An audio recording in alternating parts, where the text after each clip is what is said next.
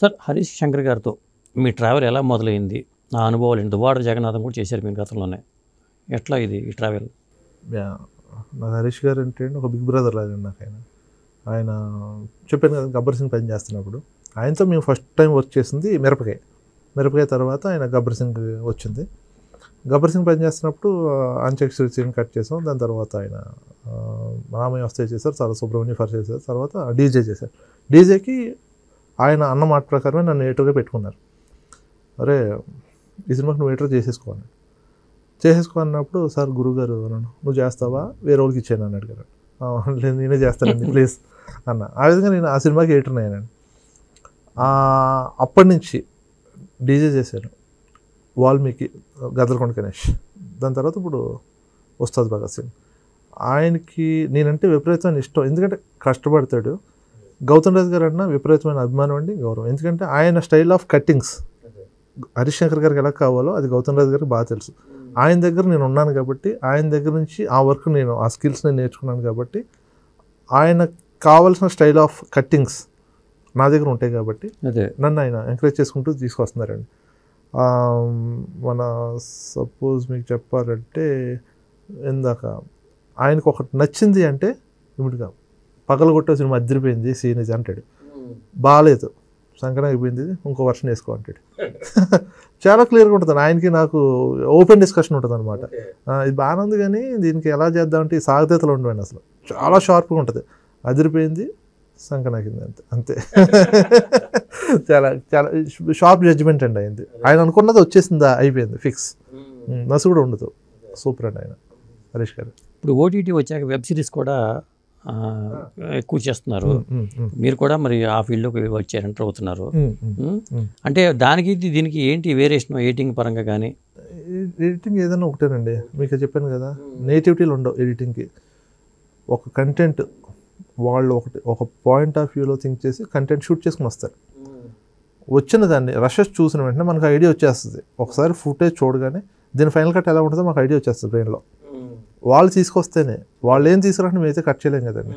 కాబట్టి వాళ్ళు అనుకున్న కంటెంట్ని ఎంత సెటిల్డ్గా తీసుకొచ్చారు, ఎంత పేసీగా పెట్టాలి, ఎమోషన్ ఎలా వర్కౌట్ చేయాలి, ఫన్ ఎలా వర్కౌట్ చేయాలి, ఫుటేజ్ చూడగానే ఐడియా వచ్చేస్తుంది చెప్పారు కదా. అలాగే ఏదైనా ఎడిటింగ్ ఒకటేనండి, ఇది వెబ్ సిరీస్ ఎడిటింగ్ ఎలా చేయాలి, సినిమా ఎడిటింగ్ ఎలా చేయాలి, అలాగే ఉన్నది. ఏదైనా కంటెంట్ వర్కౌట్ అవ్వాలి, ఒక సీన్ పండాలి అంతే. నేను అలాగే రీసెంట్గా మన పులిమేక అనే వెబ్ సిరీస్ పనిచేశానండి, కోన వెంకట్ గారు ప్రొడ్యూస్ చేసేదానికి, చక్రి డైరెక్టర్.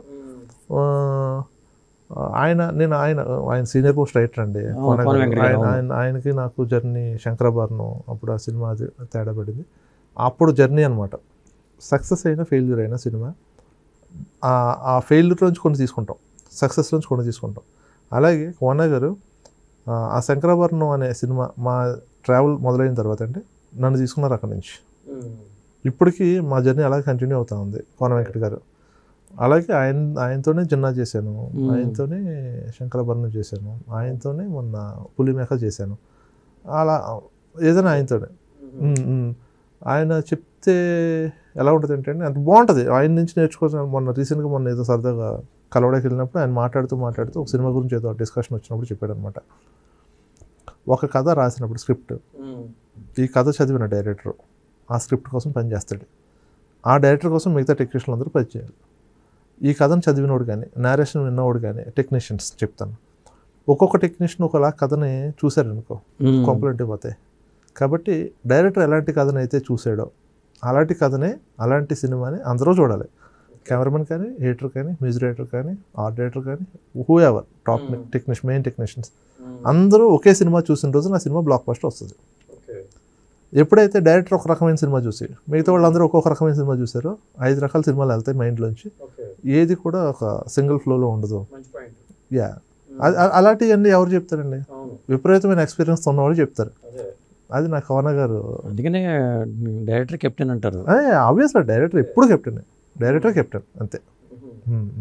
అదే, కానీ కెప్టెన్ అవడానికి మీరు ఇష్టపడతారా? ఆ కెప్టెన్ అవే క్వాలిటీస్ రావాలండి. నేను నిజంగా ఒక డైరెక్షన్ డిపార్ట్మెంట్లో పనిచేసి ఆ ఎక్స్పీరియన్స్, ప్రాక్టికల్ ఎక్స్పీరియన్స్ తోటి ఉండుంటే నేను అయ్యేవాడినేమో. అప్పుడు ఆ కెప్టెన్ అవ్వాలని ఇంట్రెస్ట్ నాకు పుట్టేదేమో. నేను ఆ ఇంట్రెస్ట్ పెట్టుకోలేదండి, ఎప్పుడు దాని మీదకి వెళ్దామని ఎప్పుడు అనుకోలేదు. కాబట్టి అసలు